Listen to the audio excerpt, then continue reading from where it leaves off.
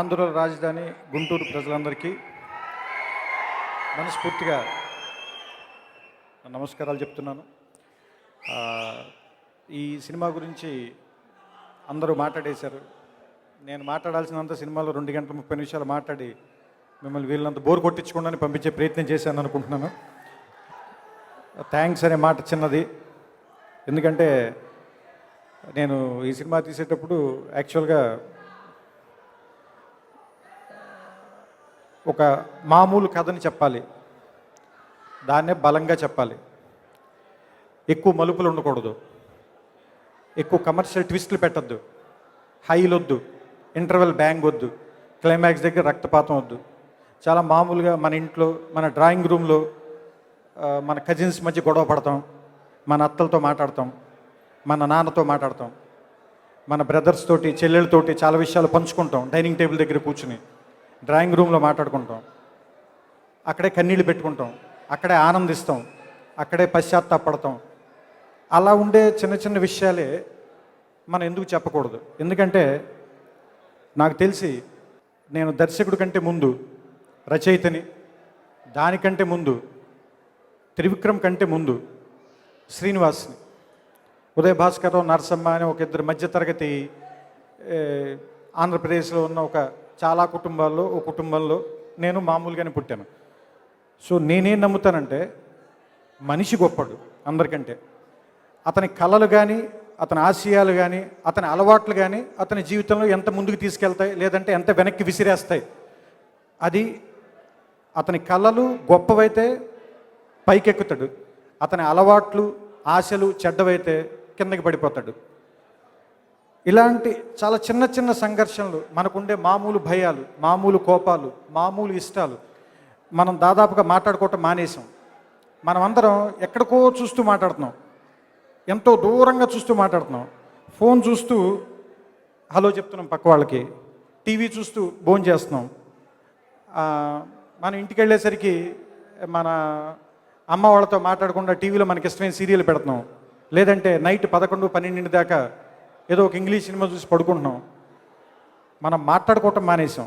మనం ఏమీ చేయక్కర్లేదు, ప్రపంచం బాగుండాలంటే ఏమీ చేయక్కర్లేదు.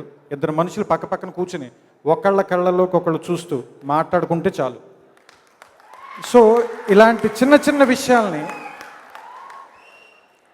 అంటే చాలామంది అనుకుంటారు ఏవో గొప్ప గొప్ప పనులు చేస్తేనే మనం బాగుంటామేమోనని. ఏమి చేయక్కర్లా. సరిగ్గా ఊపిరి పీలిస్తే మనిషికి 98% జబ్బులు రావు. మనం అదే పని చేయం. దాని బదులు డబ్బులు పెట్టి సిగరెట్ కొనుక్కుని కాల్చి చచ్చిపోవడానికి రెడీ చేస్తున్నాం. మనం ఏం చేయాలి? గాలి ఫ్రీగా దొరుకుతుంది, అది పీల్చాం. డబ్బులు పెట్టి సిగరెట్ కొనుక్కుని కాలుస్తాం. అలాగే కరెక్ట్గా మంచినీళ్ళు తాగితే చాలు, మనుషులు ఆరోగ్యంగా ఉంటారు. 10 రూపాయలు పెట్టి వాటర్ బాటిల్ కొనుక్కోము, 60 రూపాయలు పెట్టి బీర్ బాటిల్ కొనుక్కుని తాగి పాడైపోతూ ఉంటాం. Very simple. అలాగే చాలా, ఎందుకంటే ప్రపంచంలో గొప్ప విషయాలన్నీ దేవుడు, అమ్మా నాన్నలు ఫ్రీగా ఇచ్చారు మనకి, చాలా ఉచితంగా ఇచ్చేశారు. వాటికి ఖర్చే లేదు అసలు, వాటికి అసలు ఖర్చు పెట్టాల్సిన పని లేదు. కానీ మనం ఏం చేస్తున్నామంటే ఎక్కువ డబ్బులు ఖర్చు పెట్టి బ్యాంకాక్లు వెళ్ళి, దుబాయ్లు వెళ్ళి, అమెరికాలు వెళ్ళి మరీ అనారోగ్యాన్ని కొనుక్కు తెచ్చుకుంటానంటే దానికి వాళ్ళు మన ఏమీ చేయలేరు. సో ఈ సినిమా దగ్గరికి వస్తే దాని దగ్గర నుంచి చాలా మెత్తగా అమాయకంగా ఉండేటువంటి ఒక వినోదం ఎందుకు ఇవ్వలేం మనం? బూతులు లేని, ఎవరి వికలాంగుల మీద కానీ, కులం మీద కానీ, మతం మీద కానీ, లోపాల మీద కానీ జోకులు వేయకుండా వీలున్నంత వరకు మన మధ్యలో ఉండేటువంటి మాటలతోనే నవ్వించే ప్రయత్నం నేను మొదటి నుంచి చేస్తూ వస్తున్నా. అదే నా ప్రయాణం కూడా. దానికోసం చాలా కష్టపడాల్సి వస్తూ ఉంటుంది. అందుకే, ఎందుకంటే ఒక బూతు మాట్లాడి నవ్వించడం ఈజీ అందరికంటే ముందు, ప్రతి వాళ్ళు నవ్వుతారు.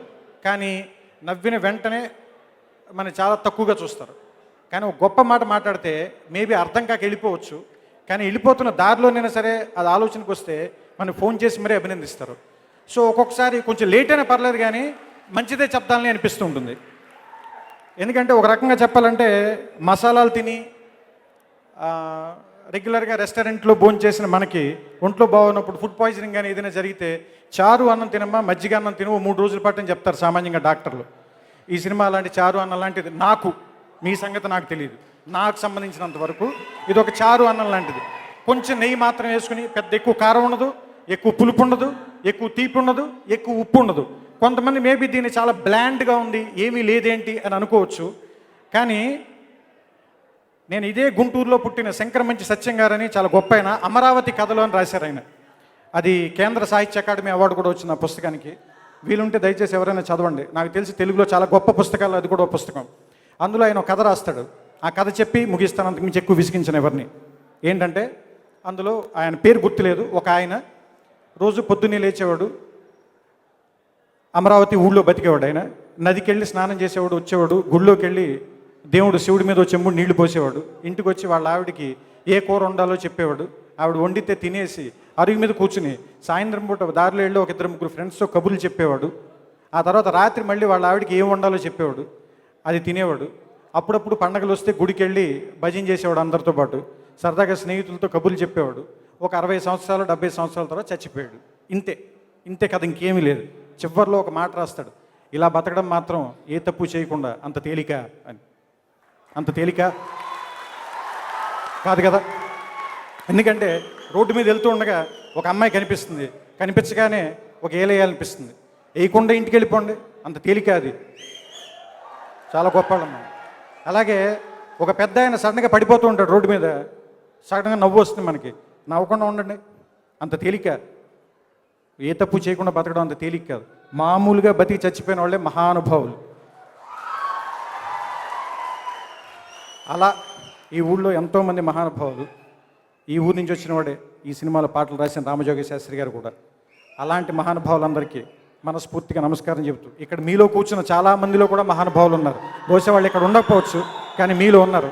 వాళ్ళందరికీ మనస్ఫూర్తిగా నమస్కారం చెప్తూ ఈ సినిమాని ఇంత పెద్ద హిట్ చేసినందుకు మా అందరి తరఫున సవినయంగా చిన్నబాబు గారి తరఫున అందరి తరఫున కృతజ్ఞతలు చెప్తూ నమస్కారం.